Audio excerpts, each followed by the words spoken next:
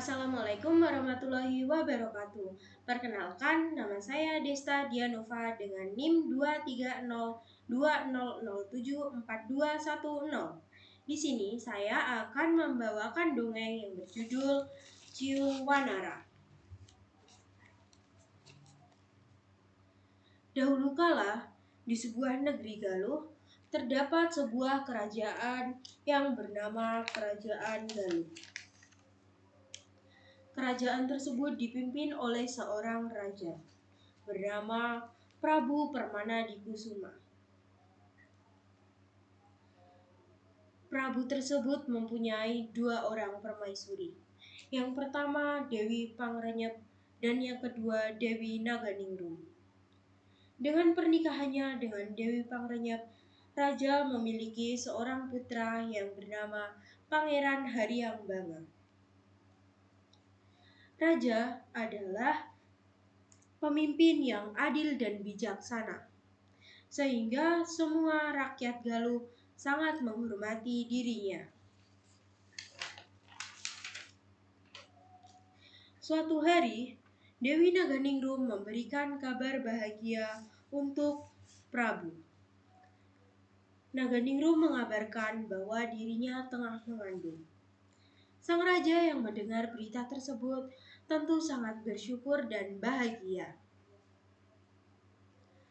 Adinda, aku sangat bersyukur sekali mendengar berita ini. Semoga kehamilanmu akan baik-baik saja dan anak kita akan lahir dengan sehat dan sempurna. Aku pun juga berharap seperti itu, Kanda. Hari demi hari mereka lewati dengan penuh kebahagiaan. Terlihat sekali sang Prabu sangat memanjakan Dewi Naganingrum. Prabu memberikan perhatian lebih kepada Dewi Naganingrum, yang menjadikan Dewi Pangrenyep menjadi iri kepada Dewi Naganingrum. Melihat kejadian itu, Patih Arya Kebonan memanfaatkan kesempatan untuk memanas-manasi Dewi Pangrenyep agar menyingkirkan Dewi Naganingrum dan calon bayinya.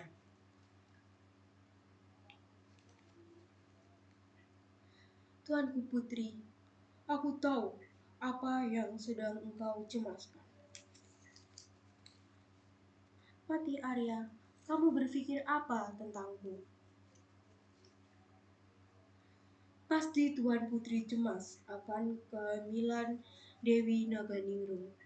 Karena dengan begitu, posisi Pangeran Haryang-Banga akan tergantikan oleh bayi yang ada di dalam kandungan Dewi Naganingrum.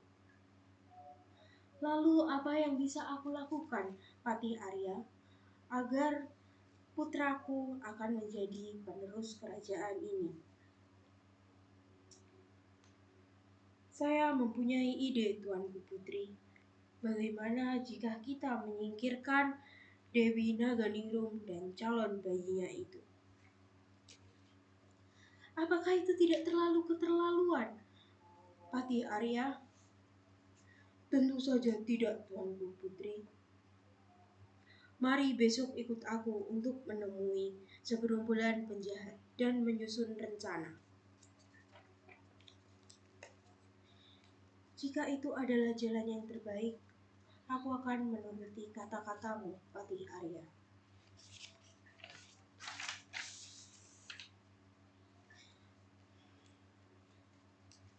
Keesokan harinya, Patih Arya Kebonan dan Dewi Pangrenyep menemui segerombolan penjahat.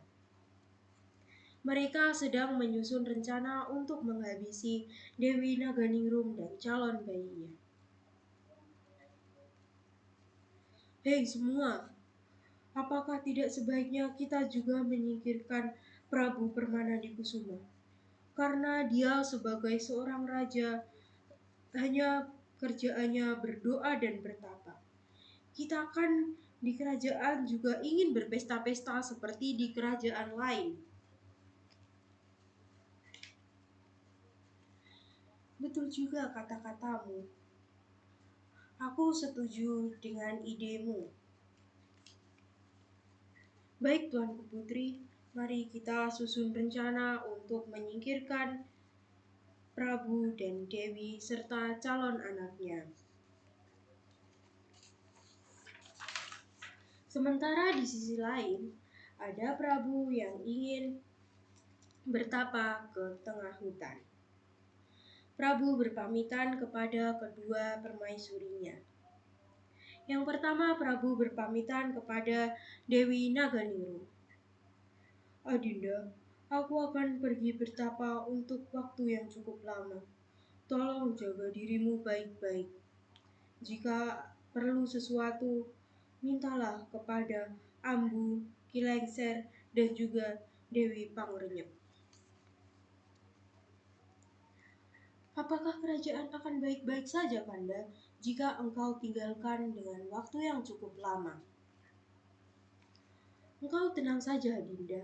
Selama ini, kerajaan baik-baik saja dan aman. Baiklah, Kanda. Jika itu sudah menjadi keputusanmu, aku akan menurutinya. Kemudian, Prabu berpamitan juga kepada Dewi Pangrenyep. Adinda, aku akan pergi bertapa untuk sementara waktu. Tolong kamu bantu menjaga Dewi Naganingrum. Tenang saja, Kakanda. Aku akan menjaga Dewi Naganingrum dan calon bayi kalian. Mendengar ucapan manis dari Dewi Pangrenyep, Prabu tidak merasa curiga sedikit pun. Keesokan harinya, Prabu mulai berangkat untuk bertapa. Prabu berangkat seorang diri tanpa ditemani oleh prajuritnya satupun. Dan tanpa Prabu sadari, dari tadi dirinya diperhatikan oleh segerombolan penjahat. Penjahat itu berniat untuk mencelakai Prabu Permanadikusuma. Sementara itu, di kerajaan terdapat Dewi Naganingrum yang merasakan mulas. Ia merasa bahwa dirinya akan segera melahirkan. Dewi Naganingrum pun meminta bantuan kepada Kilengser. Ki, tolong aku. Aku sepertinya akan segera melahirkan. Tuan Putri akan melahirkan. Baik, aku akan memanggilkan Ambu dulu. Sabar ya, Tuanku Putri. Ambu, tolong bantu Tuan Putri. Tuan Putri Naganingrum akan segera melahirkan. Baik, Ki, aku akan segera ke sana. Tak lama kemudian, seorang putra laki-laki tampan pun lahir ke dunia.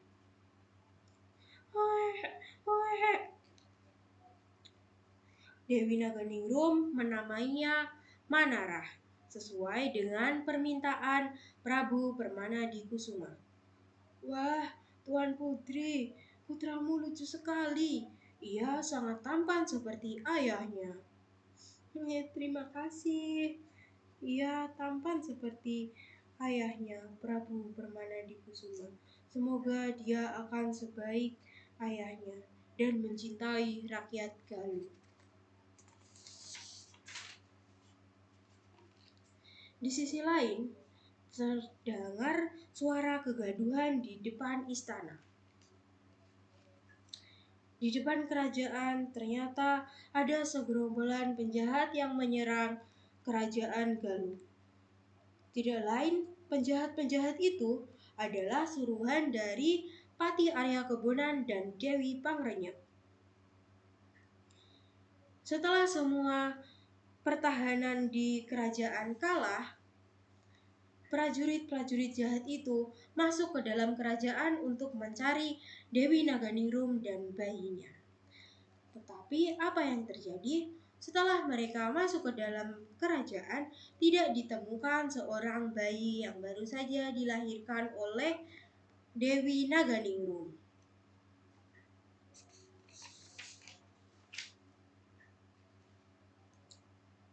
Prajurit itu bertanya kepada Dewi Naganingrum, kemana bayi yang tengah ia lahirkan. Tetapi Dewi Naganingrum hanya terdiam dan tidak menjawab satu patah kata pun. Melihat itu, prajurit-prajurit murka dan menyeret Dewi Naganingrum ke depan Patih Arya Kebonan dan Dewi Pangrenyep.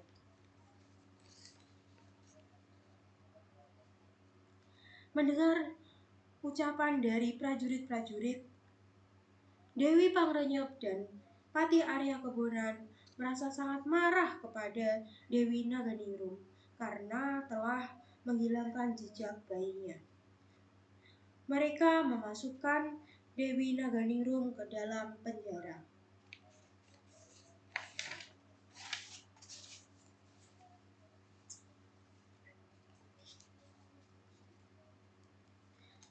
Setelah kegaduhan itu berakhir, Patih Arya Kebonan dan Dewi Pangrenyep mengumpulkan rakyat-rakyat Galuh di lapangan depan kerajaan. Mereka memberikan pengumuman bahwa Dewi Naganingrum baru saja melahirkan seekor bayi anjing. Dan dengan kejadian itu menjadikan Prabu Permanadikusuma merasa malu dan dia meninggalkan kerajaan Galuh. Mendengar ucapan Patih Arya Kebonan, semua warga pun ada yang percaya dan ada yang tidak. Tetapi mereka tidak percaya pun tidak akan merubah apa-apa, karena mereka takut dengan Patih Arya Kebonan dan Dewi Pangrenyep. Mereka takut jika akan dimasukkan ke dalam penjara.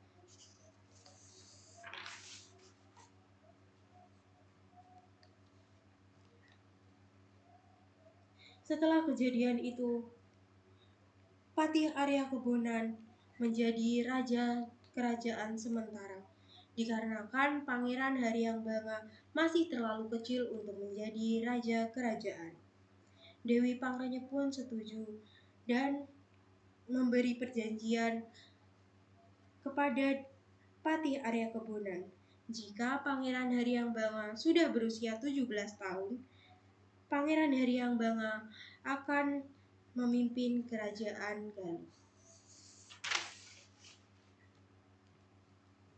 Sementara itu, kemana perginya Manarah yang tengah dilahirkan oleh Dewi Naganingrum? Ternyata usai melahirkan, Dewi Naganingrum mengetahui kegaduhan yang terjadi di kerajaan, sehingga dirinya memberikan perintah kepada Ki Lengser untuk menghanyutkan Pangeran Manarah ke tepi sungai dan menitipkan satu butir telur sakti di atas keranjang Pangeran Manarah. Pangeran Manarah pun hanyut melewati aliran-aliran sungai. Dan ada laki-laki tua yang menyelamatkan Pangeran Manarah. Laki-laki tua itu adalah Ki Balangantrang. Ki Balangantrang membawa Pangeran Manarah ke desa yang terpencil. Desa tersebut adalah desa di mana Ki Balangantrang dan istrinya tinggal.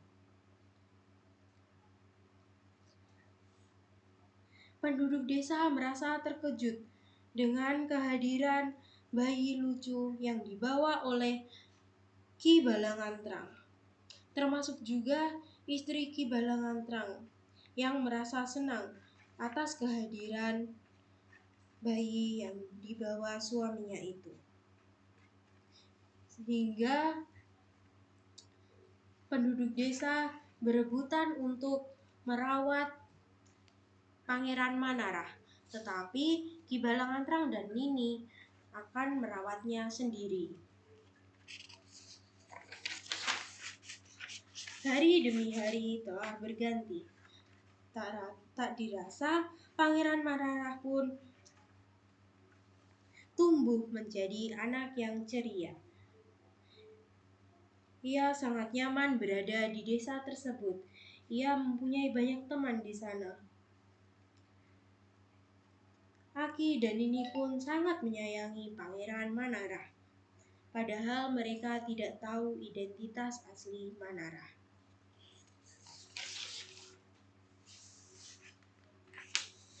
Di suatu hari, Ki Balangantrang mengajak Manarah untuk pergi berburu ke hutan. Ia mengenalkan Manarah kepada apa saja yang ada di hutan. Wah, Ki, ternyata hutan itu luas sekali ya. Oh iya, Ki, ini apa, Ki? Itu namanya apa, Ki? Oh, itu namanya ciung. Lalu yang ini namanya apa, Ki? Kalau itu namanya wanara. Wah, mereka mempunyai nama ya. Lantas, siapakah namaku? Namamu kan Ujang. Ujang kan adalah sebutan anak laki-laki di desa.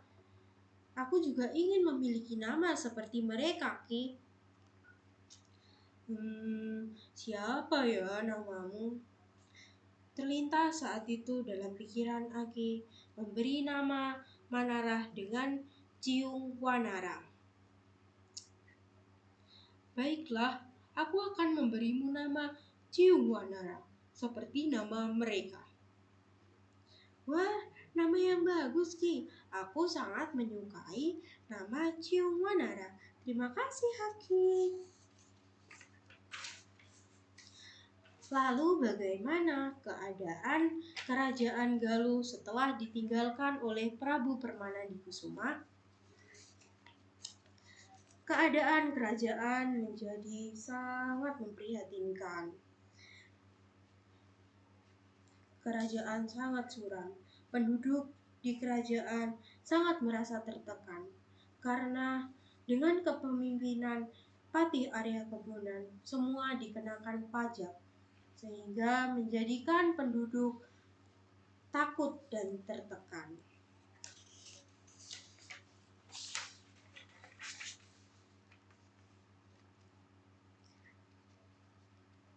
Kerjaan Patih Arya Kebunan sehari-hari hanya sabung ayam. Dan jika ayam dia dikalahkan, dia akan membeli ayam yang mengalahkan ayamnya dengan harga yang murah. Dan jika yang memiliki ayam tersebut tidak memberikan ayamnya kepada Patih Arya Kebunan, akan dijebloskan ke penjara. Sehingga mau tidak mau ayamnya pun selalu menang, karena ayam paling jago selalu dibelinya.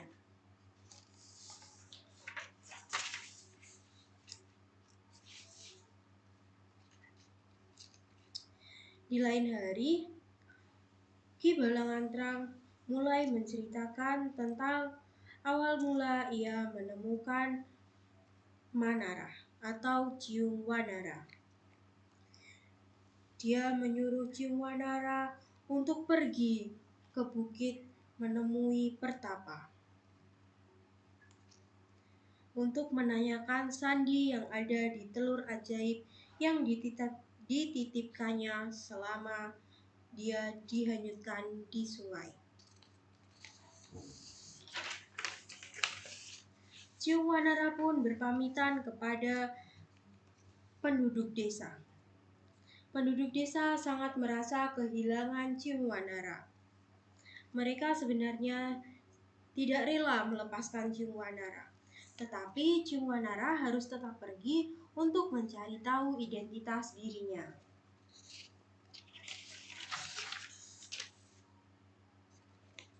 Di tengah perjalanan, Ciung Wanara melihat sepasang suami istri yang memiliki kerbau. Dan kerbau tersebut akan diambil oleh prajurit kerajaan Galuh. Manara yang mengetahui itu, atau Ciwanara yang mengetahui itu, lantas membantu sepasang suami istri tersebut. Ciwanara melawan para prajurit kerajaan Galuh dan membawa kerbaunya kepada sepasang suami istri itu. Suami istri itu mengucapkan banyak terima kasih kepada Ciwanara.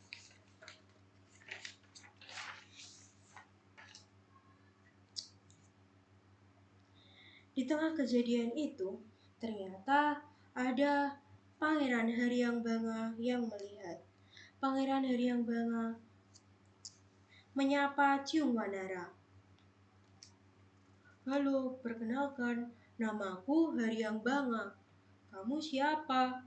Kamu kenapa bisa ada di sini?" "Perkenalkan, aku Ciwanara.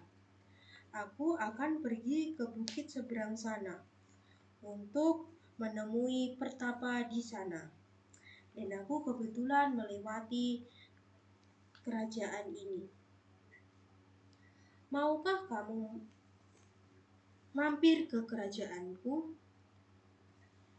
"Maaf, sepertinya tidak bisa. Lain kali saja ya, karena aku harus melanjutkan perjalananku untuk menemui pertapa tersebut." Para penduduk kerajaan Galuh merasa heran, kenapa wajah Pangeran Haryangbanga dan Ciwanara sangat mirip, layaknya mereka seorang saudara. Tetapi hanya sampai di situ saja pertemuan mereka, dan Ciwanara melanjutkan perjalanannya untuk sampai ke bukit.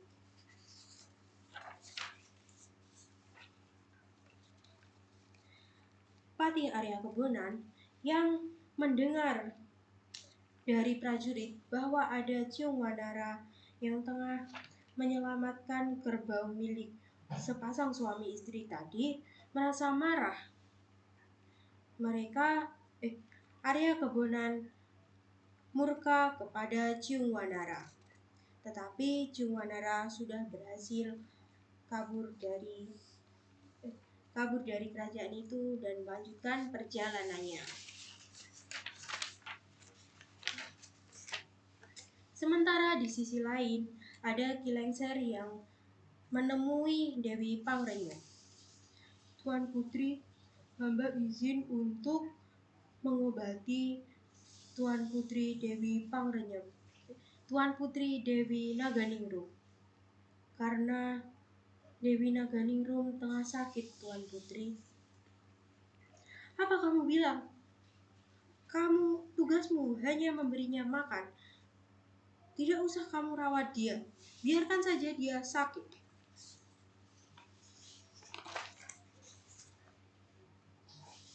Tanpa Dewi Pangrenyep sadari, ternyata Pangeran Haryangbanga mengetahui dan mendengar itu semua.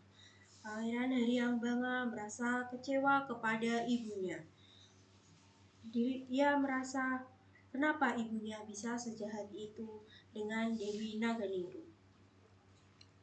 Lalu Pangeran Haryangbanga menemui Ki Lengser dan meminta Ki Lengser untuk menceritakan semuanya. Ki Lengser pun dengan ketakutan menceritakan semua apa yang dilakukan ibunya kepada Dewi Pangrenyep, Dewi Naganingrum, dan Pangeran Manara.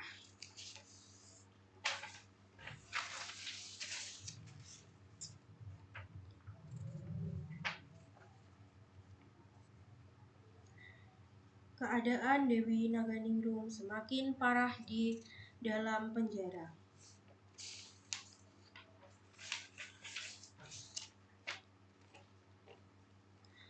Lalu Pangeran Haryangbanga masuk ke dalam penjara tersebut dan menyelamatkan Dewi Naganingrum. Ia mulai merawat Dewi Naganingrum di kerajaan. Ia membawa Dewi Naganingrum ke kerajaan. Mengetahui hal tersebut, Dewi Pangrenyep marah kepada Haryangbanga. Tetapi Pangeran Haryangbanga tetap pada pendiriannya dan menolong Dewi Naganingrum.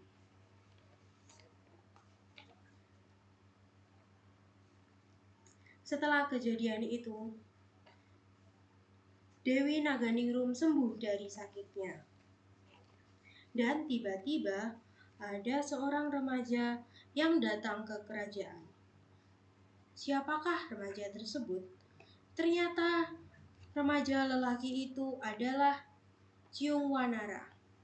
Ciung Wanara sudah mengetahui bahwa dirinya adalah Pangeran Manara yang dulu dihanyutkan di sungai untuk diselamatkan.